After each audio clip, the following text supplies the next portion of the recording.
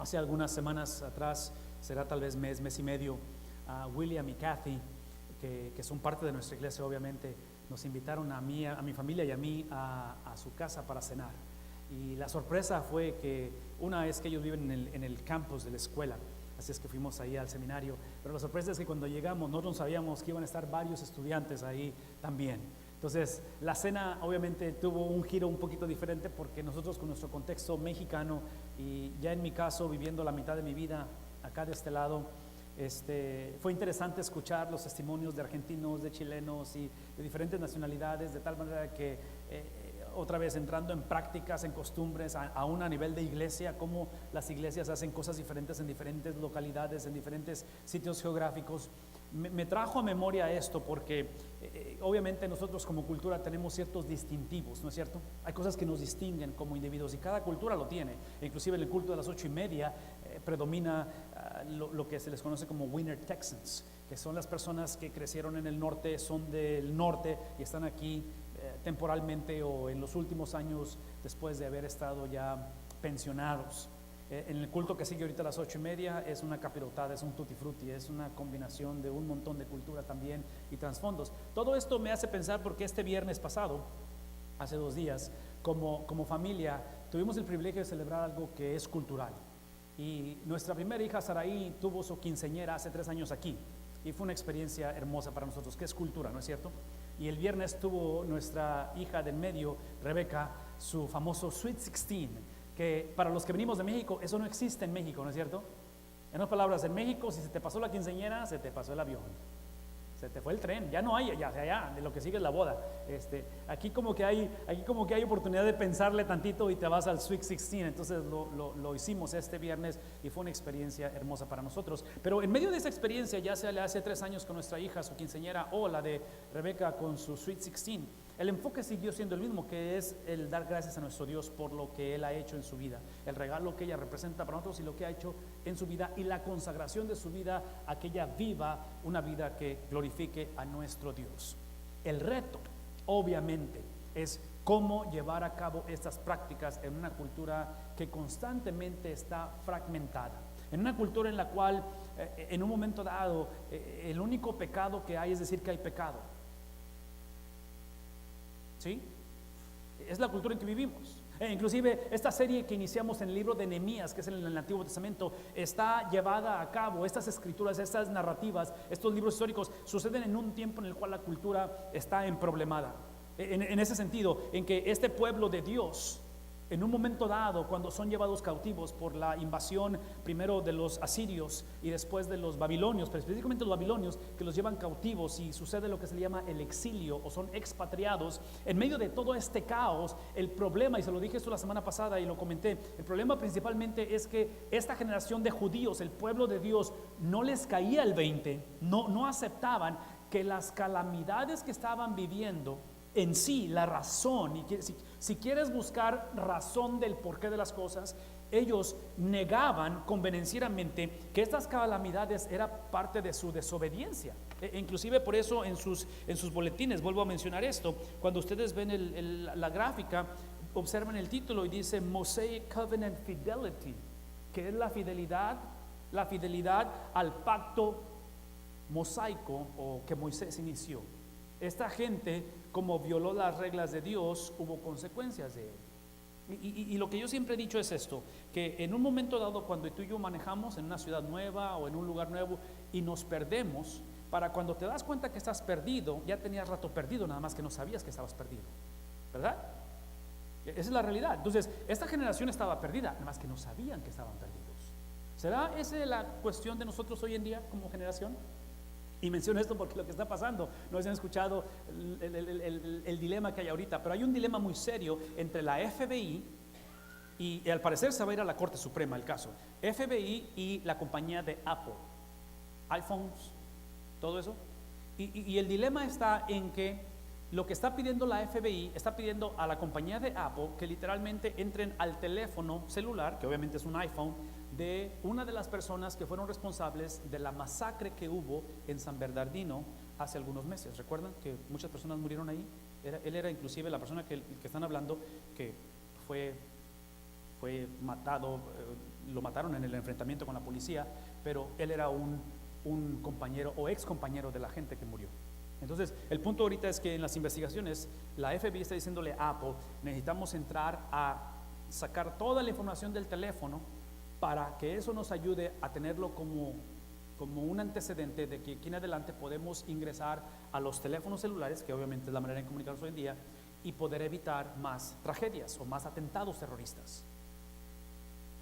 El problema con eso es que Apple está diciendo no, porque si ustedes violan y tienen la habilidad de entrar a todo lo que es el trasfondo de los teléfonos, en ese caso, van a violar lo que podríamos llamarle la privacidad americana. ¿Saben de qué estoy hablando? El derecho de privacidad. Pero la FBI dice, sí, pero el punto aquí no es tanto privacidad americana, aquí es la seguridad americana. Entonces mi pregunta es, ¿qué hacemos? Porque se va a ir a la Corte Suprema. Permitimos que la FBI entre porque Apple está diciendo esto, si tienes la habilidad de entrar a un teléfono, vas a tener la habilidad de entrar a ¿cuántos?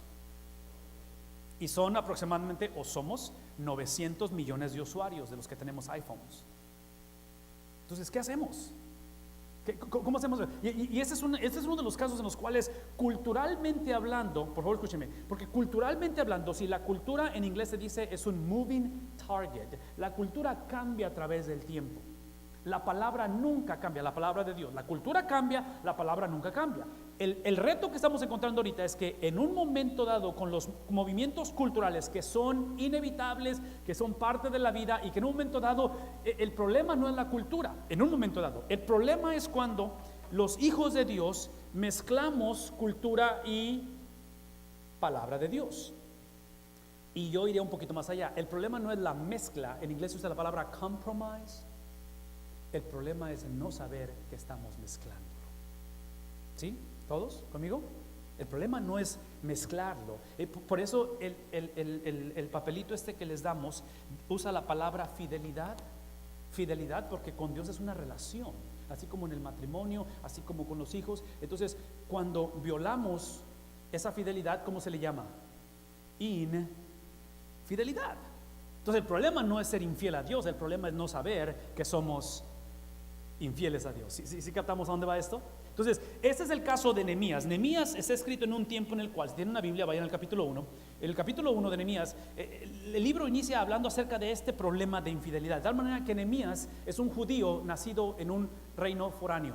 Él está en el reino de los persas. Ya la tragedia sucedió hace como 150 años atrás, que los babilonios literalmente destruyeron a los judíos, destruyeron el templo, la ciudad, y la profecía, se los dije la semana pasada, la profecía de parte de Jeremías, de parte de Ezequiel, decían 70 años y se restaura el reino, 70 años se restaura. Entonces, conforme son llevados cautivos, primeramente a lo que es Asiria y después a Babilonia, aproximadamente en el 586, nos encontramos con una generación que están escuchando el mensaje de Jeremías, están escuchando al profeta Ezequiel y están diciendo en 70 años, inclusive recuerdan a Ezequiel hablar acerca de los huesos secos, dry bones. Es la profecía que está diciendo de esta sequía, de estas calamidades, voy a poner carne a los huesos, voy a despertar la nación. Entonces el tiempo sucede que los asirios decaen, los babilonios los conquistan, decaen. Ahora hay un nuevo sheriff en town y su nombre son los persas.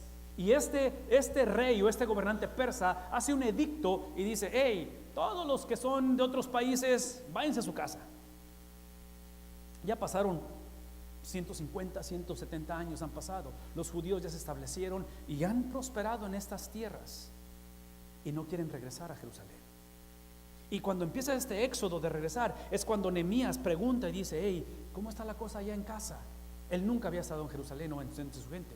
Y es cuando escucha la realidad. Cuando estos judíos, escuchen esto, cuando estos judíos que deciden regresar a casa convenencieramente y a lo mejor por primera vez, agarran el pacto, covenant, lo que Dios había prometido, que en 70 años florecería otra vez la planta o la generación o el reino de Dios en Jerusalén. Entonces, conforme regresan a Jerusalén y Nehemías está lidiando con ellos, o Nehemías es parte de esa generación, ¿sí? Esto es lo que encuentran y dice: ellos me respondieron cuando Nehemías preguntó, los que se libraron del destierro. los expatriados, y se quedaron en la provincia están los que no fueron llevados, los que se quedaron ahí y experimentaron todas las calamidades. Dice, se quedaron en la provincia, están enfrentando ¿qué cosa? Una gran calamidad y una gran humillación. Entonces, tú eres un judío que naciste en tierra lejana. Aquí está tu tierra, tu gente. De acuerdo a lo que Jeremías, lo que Ezequiel han dicho, en 70 años tú podías regresar porque esto iba a prosperar. Y el problema es que conforme algunos deciden regresar, encuentran una gran calamidad y una gran humillación. Entonces están diciendo, si estábamos en Guatemala, cuando estábamos acá de esclavos, no queremos regresar ¿a dónde? A Guatepeor. Esa es la traducción para que entendamos. Es lo que están diciendo. Ya no sentimos lo duro, sino lo tupido. La muralla de Jerusalén sigue derribada. Aquí está la calamidad. ¿Y qué cosa? Sus gates, sus puertas. ¿Qué? Estamos completamente indefensos porque en la mentalidad judía es que el Dios de ellos había sido derrotado. Era débil, era un Dios que nos traicionó. ¿Alguna vez se han sentido así? Que sienten que, ¿qué onda con Dios? Pues ¿en qué quedamos? De que yo ser cristiano, la cosa iba a funcionar. Si mis hijos se acercaban al evangelio, ¿sí me explico? O sea, ¿qué vamos a hacer? Entonces, en medio de todo ello, lo que quiero que entendamos es esto, es que el retorno de los judíos a Jerusalén es un reto para ellos grandísimo, y pienso que es para nosotros hoy en día, en el mundo que vivimos, es entender que la maldad, no tanto que es originada por Dios, siempre va a servir los propósitos de Dios. Y eso es difícil de procesar, sobre todo cuando la estás viviendo, cuando eres víctima de la maldad, cuando alguien más hace algo que te afecta y que deliberadamente viola las leyes divinas, y tú eres el que quedas como destinatario o el que recibe las consecuencias de esa maldad. ¿Sí me explico? Entonces, como cristianos, como hijos de Dios, el reto en un momento dado no es evadir la maldad. En un momento dado no es que nos pasemos la vida paniqueando de que ojalá nunca nos pase nada malo. El propósito del evangelio, el propósito de estar en un lugar como este en esta mañana es entender, y mi invitación es que esto lo entendamos, lo abracemos, lo asimilemos y lo creamos antes de que se haga presente la maldad. Esa es la invitación. Inclusive en el culto del viernes de nuestra hija del Sweet 16, yo pusimos un video, porque en el video que pusimos es el testimonio de este asistente, es un coach de básquetbol profesional, un asistente de entrenador de básquetbol profesional de los Oklahoma Thunder, que son de Oklahoma City, porque su esposa de 44 años de edad, 5 hijos, 44 años de edad, el carro que venía en dirección opuesta a ella se pasa de la línea y choca de frente. Y el video que puse es lo que él habló, ahora viudo con 5 hijos, habló en el funeral de su esposa el 18, que sería que el jueves o el miércoles, no sé cuándo fue, el jueves habló de esto y da un testimonio grande de que Dios está en control. Ahora escuchen lo que les voy a decir. Decir eso cuando es tu esposa la que estás enterrando o es tu hijo, cuando llegas y lo que te encuentras es literalmente lo que describe, estás encontrando una gran calamidad, una gran humillación, la muralla de Jerusalén sigue derribada, a lo mejor en este caso tu muralla emocional o sentimental o matrimonial o financiera está derribada, en este caso tus puertas están consumidas por el fuego. ¿Qué hacer? El punto aquí es entender que la maldad no creada por Dios, pero permitida por Dios, siempre sirve. No mis propósitos, porque otra vez, aquí no estoy diciendo que me da gusto lo que te pasó o lo que te puede pasar. Todo lo que estoy diciendo es que aprendamos a ver los designios, los propósitos, los misterios de Dios. Y esto tiene que implicar, por favor escúchenme, esto implica que al final de la historia, para yo entender los propósitos de Dios, escúchenme, siempre va a requerir fe. Y el reto con la fe es este. Al escuchar esto, dice Nehemías, me senté a ¿qué hice cuando escuché esto? Empecé a llorar. De tal manera que este llanto es de duelo. ¿Saben de qué estoy hablando? No es llanto de que, ay, me pegué en el dedo chiquito con la pata de la cama. Ese es un tipo de llanto. Este es otro tipo de llanto, ¿me explico? Muy diferente. Es duelo, de tal manera que por algunos días, ¿qué hice? Ayuné y oré al Dios del cielo. Por favor escuchen lo que les voy a decir. El punto aquí es que cuando descubres y te das cuenta que la maldad sirve por propósitos de Dios, de que esta situación es caótica, de que es literalmente lo que no debió de haber pasado, lo que va a exponer en tu vida no es tu necesidad de orar. Si por favor escuchen lo que voy a decir. Todo el mundo ora hoy en día. Somos una generación extremadamente espiritual. Nos encanta la espiritualidad a todos. Vean Facebook. Todos ponemos cosas espirituales, de una u otra religión, lo que sea. El punto aquí es que Nehemías no solamente aprende a orar, pero el punto de esto es el objeto de a quién oramos. Porque dice la Biblia, al Dios del cielo. Sí, en esta generación de Nehemías, el orar o el adorar o el ser religioso era lo más común. Inclusive uno de los distintivos de esta religión o de este movimiento llamado judaísmo, que eventualmente es donde viene el cristianismo, es un movimiento extremadamente politeísta, todo lo que está a su alrededor. El distintivo de este movimiento es que eran y somos monoteístas, un solo Dios. Así es que esta mañana mi invitación es esto, es de que aprendamos que el punto aquí no es la oración y mi deseo es que oremos, ¿me explico? Y oremos todo el tiempo. Mi pregunta es, ¿a quién le oramos? Y aquí está mi pregunta más importante, ¿conocemos a quién estamos orando? ¿Sí? Porque aquí es donde yo diría que si tú no conoces el objeto de tu oración, eventualmente te vas a sentir como el pueblo de Israel cuando ellos fueron de regreso. Cuando van de regreso, ven la calamidad, ven la desolación, ven los muros destruidos, ven los portones o los gates, como dicen en inglés, están quemados y se desaniman y le reclaman a Dios. Sí, si tú no conoces la persona de Dios y específicamente, escuche esto, si no has entendido que las oraciones solamente son contestadas cuando oramos en el nombre de Jesús. Porque, y ahorita se lo voy a demostrar, bueno, de una vez se los demuestro para no irnos muy lejos. Señor, Dios del cielo, grande y temible, dice Nehemías, que cumples el pacto. Por favor escuchen, que cumples el pacto. Y yo podría decir, ¿cuál pacto? Pues no estás viendo Jerusalén destruida. ¿En qué quedamos? ¿Sí? Suena como contradictorio, ¿verdad? Porque tú puedes decir, hey, no siento que Dios es fiel porque mira lo que nos ha pasado. Dice, ¿y eres fiel con qué? Sí, eres fiel con el pacto, no con la gente. Escuchen esto. Dios se ha enamorado, Dios ha hecho un pacto y ha hecho un compromiso de fidelidad al pacto. Todo aquel que se someta al pacto recibe el beneficio de la fidelidad de Dios. El problema con nuestra generación es que queremos que Dios sea fiel a nosotros. El problema es que queremos que sea fiel a mi condición, a mi situación. Dios nunca prometió eso. Escuchen lo que voy a decir. Dios solamente prometió ser fiel al pacto que Él hizo. ¿Saben por qué? Porque ese pacto eventualmente se convirtió en una persona y esa persona es Cristo. Por eso por 5 semanas les enseñé en el mes de enero que literalmente la iglesia es un regalo del Padre al Hijo. En la oración sacerdotal de Jesús de Juan 14:17 está hablando acerca de aquellos que van a ser míos. Nadie me los va a quitar. ¿Qué está haciendo el Padre con el Hijo? Está haciendo un pacto de tal manera que, escuchen esto, venir a Cristo, ser cristiano esta mañana es entender que no es que te pongas la camiseta de Dios y ahora si eres del equipo de Dios y te conviertes intocable. El tú llamarte cristiano, el tú considerar el seguir a Jesús es simplemente decir, el Padre no me ama a mí, el Padre ama al Hijo. Si yo amo al Hijo, me hago parte de ese amor del Padre. Somos coherederos. En el mundo en que vivimos, estamos literalmente guiados, estamos consumidos y queremos que Dios nos ame. ¿A quién? Que Dios me ame a mí. A mí, quiero, sí, independientemente de quién sea yo, independientemente si mi vida se alinea con la vida de Jesús. Sí, la palabra dice esto: cumples el pacto y eres fiel. ¿A quiénes?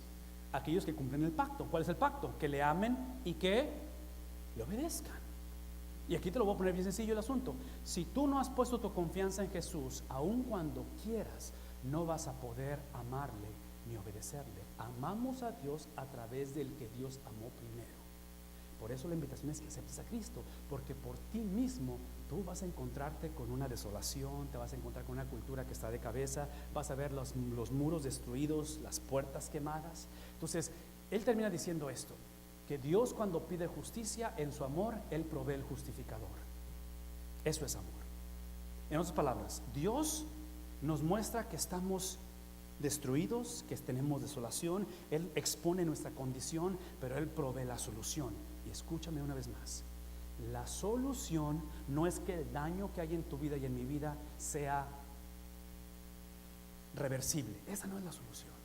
La solución no es que nos pasemos el resto de la vida diciendo, si no lo hubiera hecho, si no hubiera hecho la llamada, esa no es la solución. Eso es nada más remordimiento, eso nada más es es una cuestión de conciencia. La solución es entender que en medio de mi quebrantamiento, así como la ciudad estaba destruida, ese soy yo. ¿Okay? En medio de ello, Dios tiene la habilidad no simplemente de restaurarme, pero Dios tiene la habilidad de proveer la solución. La solución no es que yo esté mejor, la solución es abrazar o creer en el que es mejor. Su nombre es Cristo, y cuando yo abrazo a Cristo, escuchen esto, Cristo no solamente transforma mi condición, mi situación, Cristo transforma mi esencia. Aun cuando yo entre en una ciudad como Jerusalén, o mi matrimonio se vea destruido, o la condición económica está de cabeza, porque ahora Cristo, no yo, Cristo tiene la habilidad de darme un nuevo sentir. Es que ahora reconozco que el que Dios haya provisto reglamentos de justicia y todo aquel que los viola paga la consecuencia, ese mismo Dios ha provisto el que justifica. Y esa es la esencia del Evangelio.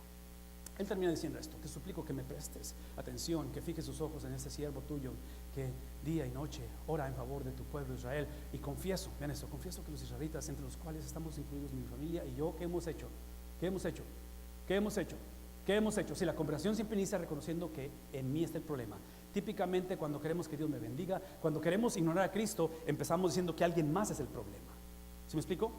Está en mí, de tal manera que Él termina diciendo: te hemos ofendido y nos hemos corrompido mucho, hemos desobedecido los mandamientos, preceptos y decretos que tú mismo diste a tu siervo Moisés. De tal manera que la solución es esta: obediencia, obediencia, obediencia, obediencia, fidelidad. ¿Sí? Fidelidad es la combinación de una transformación interna. Por favor, véanme, transformación interna que es manifestada en arrepentimiento. Mi corazón, en lugar de caminar así, camina en esta dirección. Ahora siento diferente, pienso diferente, pero es manifestado en algo externo y se le llama fidelidad. La palabra arrepentimiento es la palabra interna, la palabra fidelidad es la palabra externa. Por favor, escúchenme. Por eso es que la Biblia describe la palabra fe como fidelidad. No me puedes decir tú a mí que tú tienes fe en Dios si no has aprendido a caminar en fidelidad. Pero es difícil. Y la vía dolorosa y el camino al pretorio, ¿recuerdan? ¿Fue fácil para el maestro? Orar en ese huerto y decir él como hijo, decir: no tu voluntad, no mi voluntad sino la tuya. Sí, eso es lo que estamos hablando. Es hermoso ver cómo Nehemías nos lleva a pensar en esto. Y quiero que en esta hora, quiero que todos conmigo piensen y reflexionen en lo que estamos leyendo. Al final, en medio de todo esto, que él se siente abrumado, él sabe que debe de obedecer, él sabe que deben de arrepentirse, él sabe que tienen que ser fieles y restaurar la fidelidad antes que el Señor restaure los muros de Jerusalén, antes que el Señor repare las entradas o las puertas de Jerusalén. Él está pidiendo una restauración en el corazón del pueblo de Dios y dice: recuerda, te suplico, recuerda lo que dijiste, no a nosotros sino a tu siervo Moisés, al que tú amaste, con el que tú hablabas cara a cara. Y le dice: si ustedes pecan, ¿qué le dice a Moisés? ¿Qué dice? Les amo tanto que tengo que dar consecuencias de mi amor por ustedes. En otras palabras, los amo tanto que no puedo hacerme de la vista gorda y ver hacia el otro lado. Los voy a dispersar entre las naciones. Y dice él: pero si se vuelven a mí, aquí está lo hermoso, pero si se vuelven a mí y obedecen y ponen, ¿qué dice? No simplemente que sientan que necesitan estar en la iglesia. Si todo el mundo siente que debe ir a la iglesia, todo el mundo siente que debe de cambiar, pero lo ponen en práctica.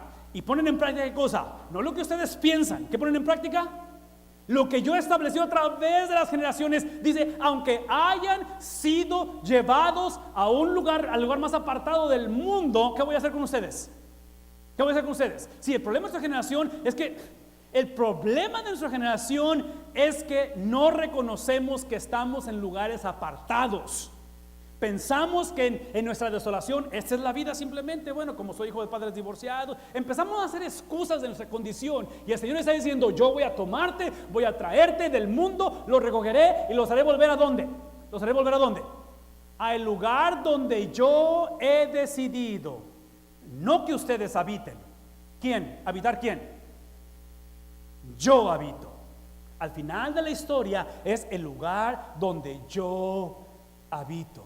Porque donde yo habito, dice el Señor, nadie te podrá separar de mi mano. Cuando pienso en la historia de mis hijos, cuando pienso en la experiencia de mi hija, Hace 3 años tuvimos la quinceañera de mi primera hija aquí y mi suegro tuvo la oportunidad de subir y poder orar por ella.